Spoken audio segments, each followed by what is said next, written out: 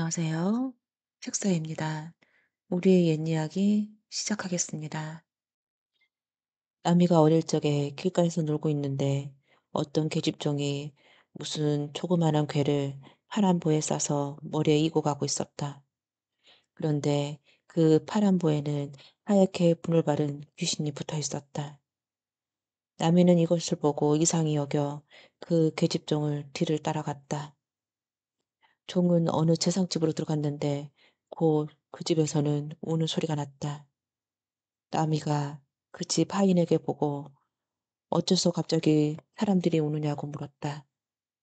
하인은 이내 작은 따님이 갑자기 죽어서 온다고 말을 했다.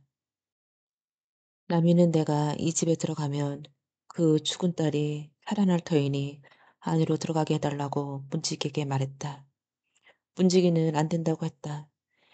그러는 동안에 주인이 그 말을 듣고 들어오라고 말을 했다. 나미가 죽은 딸의 방에 들어가 보니 보자기에 붙어있던 분바른 귀신이 그 집 딸 가슴 위에 버티고 앉아 있었다. 그런데 나미를 보자마자 귀신은 뛰어 달아났다.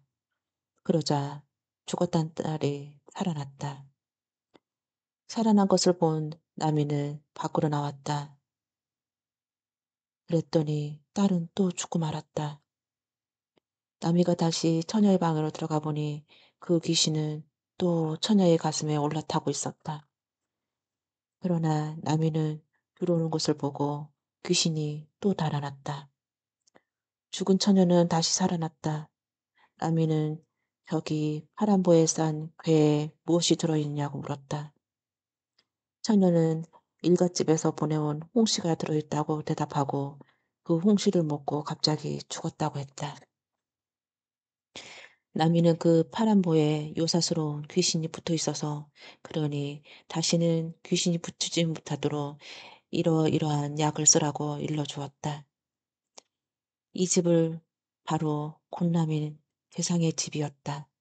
곤남은 남의 인물됨을 보고 사이를 삼으려고 했다. 그래서 남의 사주를 점쳐보았다.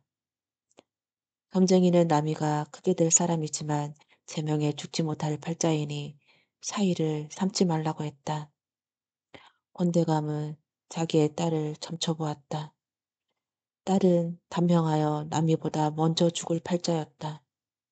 권남은 나미를 사위를 삼더라도 딸이 과부가 되지 않을 것을 믿고 나미를 사위를 삼았다. 나미는 17살에 무과에 급제하여 금 무신이 되었다. 도망간 근처에 도사가 있었는데 여진족에 이신혜를 대장으로 하여 우리나라에 쳐들어왔다. 나미는 나라의 명을 받아 이 여진족과 싸워서 여진족을 물리치고 큰 공을 세웠다.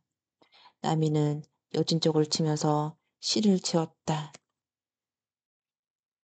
백두산의 돌은 칼을 갈아 닦아 없어지게 하고 두만강의 물은 말 한 대 먹여 마르게 하리라.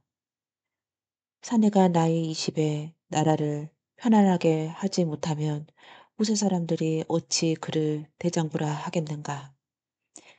이 시는 나미의 큰 포부와 나라를 걱정하는 마음이 가득 담긴 시였다.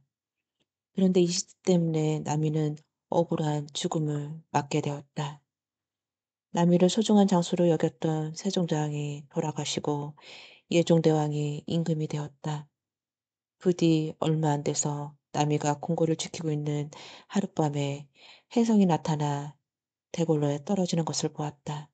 나미는 혜성이 나타나 떨어지는 것을 보니 묵은 것을 없애고 새 것을 나타내게 하려라는 하늘의 뜻이었다. 하고 혼잣말을 했다. 평소부터 나미는 시기하던 유자광이 이 말을 듣게 되었다. 그래서 유자광은 바로 예종대왕한테 쫓아가서 나미가 임금을 거역하라 한다고 고해 바쳤다.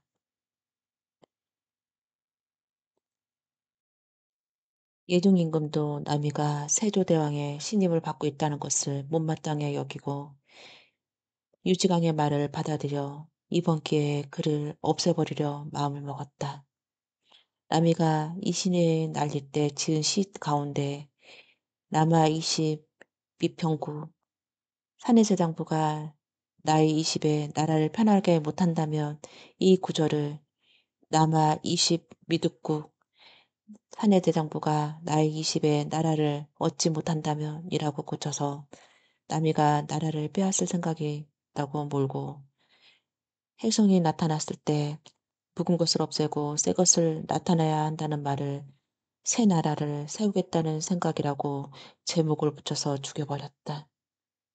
이렇게 해서 남이는 28살 나이에 간신들의 못된 시기 때문에 억울한 죽음을 당하고 말았다.